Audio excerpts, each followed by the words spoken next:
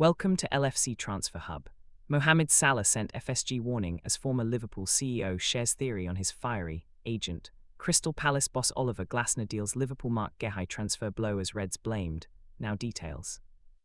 Mohamed Salah has been warned Liverpool owners Fenway Sports Group will not pick him over head coach Arne Slot by the club's former chief executive, Peter Moore. The Egyptian made headlines earlier this month when he spoke out against the Dutchman following the Reds' 3-3 draw with Leeds United. Stopping to give a rare interview in the mixed zone, the 33-year-old claimed that he had been thrown under the bus and that his relationship with Slot had completely broken down after finding himself benched for 3 matches. Salah also suggested that Liverpool's clash with Brighton and Hove Albion could be his last for the club, throwing his future at Anfield into doubt ahead of his departure for the Africa Cup of Nations. He was subsequently dropped from the travelling squad for the Reds' trip to Inter Milan last week, before being recalled to face the Seagulls following amicable talks with Slot last Friday. And while Salah was again named on the bench last weekend, he made a decisive impact after being introduced midway through the first half as Liverpool ran out 2-0 winners, setting up his side's second goal for Hugo Ekitike. Speaking after the game, Slot would insist that he now considers the matter resolved and played down suggestions that the Egypt captain could leave the club in January. The forward continues to be linked with a move to the Saudi Pro League regardless.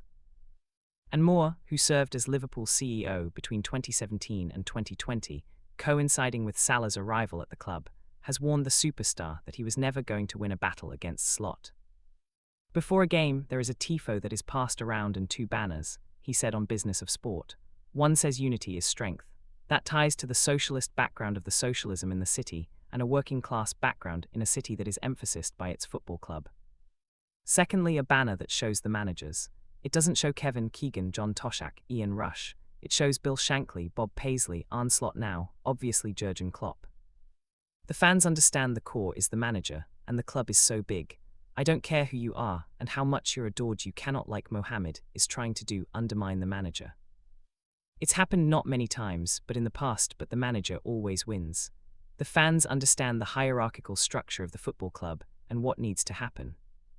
If Mo thinks they're going to fire the manager to keep him happy, and I don't think he does, that is an ill-placed thought. Meanwhile, Moore also shared his opinion on Salah's agent, Rami Abbas, describing the Colombian as both fiery and smart, as he shared his belief that he would not be pushing his client to leave Liverpool despite the recent saga. His agent is fiery, Rami Abbas, Moore said. Mo is his number one, if not his only client. I think Mo has to eat a little bit of humble pie. How he does, how that is phrased, that is important. More importantly, he's got to sit down, it may have already happened, with the head coach behind closed doors and hash this out. No different from you or I would do with an employee who is disgruntled and feels they've been poorly treated. It's an employee who thinks he's been poorly treated by the company. There have been many incidents when agents have simply moved their players around from club to club to club. I always thought this about Nicolas Anelka. He seemed like a really good guy and a good player, but there aren't many clubs he didn't play for. Somebody picked up 15% every time that was happening. In this incident, Rami is smart enough to understand. He negotiated. By all accounts, Mo is getting close to £400,000 per week. Rami will get a little piece of that, but I don't think in this instance. It is Rami saying, let's get out of here so I can pick up a few more £1 million, because the Saudis or someone is going to buy Mo. I don't think that's the case at all. Crystal Palace boss Oliver Glasner deals Liverpool Mark Guehi transfer blow as Reds blamed. Oliver Glasner has revealed that he expects Mark Guehi to finish the season at Crystal Palace. The England international, who saw a £35 move to Liverpool collapse on transfer deadline day back in the summer, is out of contract at the end of the season and set to leave Selhurst Park on a free transfer. The Palace captain had been undergoing a medical with the Reds after agreeing terms, only for Eagles chairman Steve Parish to pull the plug on the deal after the South London club failed to sign a replacement for the centre-back. Liverpool remain interested in the defender, but they are not the only side keen on securing his services. It remains to be seen if the Reds will make a renewed bid for Guehi when the transfer window reopens in January, though Liverpool are currently short on options at centre-back. Giovanni Leoni has been ruled out for the season after undergoing surgery on an ACL injury, while Joe Gomez limped off with a hamstring issue in the Reds' win over Brighton and Hove Albion last weekend. Such absences leave Virgil van Dijk and Ibrahima Konate as Arne Slot's only available senior options. However, having kept hold of Guehi in the summer, Palace boss Glasner has dismissed the possibility of his captain leaving mid-season. "I think Mark will stay until the end of the season," he told reporters on Wednesday when speaking ahead of his side's Conference League encounter against Finnish side Kuopion Palloseura. With Liverpool only making their summer move for Guehi following the Community Shield clash with Palace in August, Parish recently suggested that the Reds might have been successful in their pursuit of the defender if they had opened negotiations earlier. "You can't spend money you don't have," he told The Athletic. "You have to have some guardrails as a club, or you'll build up big problems down the track." Everyone saw where prices went in the summer. It's a difficult landscape. There wasn't the right thing available at the right time when the finances were in place. There's no point in doing something for the sake of it. How are you going to get someone to come and tell them they are no one in Ebbs' position if you still have him? The one where we didn't with Mark Guehi, we kept him. You can't always make happen what you want to. We are where we are in the pecking order. You could ask why other clubs make bids for our players 2 weeks before the end of the window. I don't know why they did that.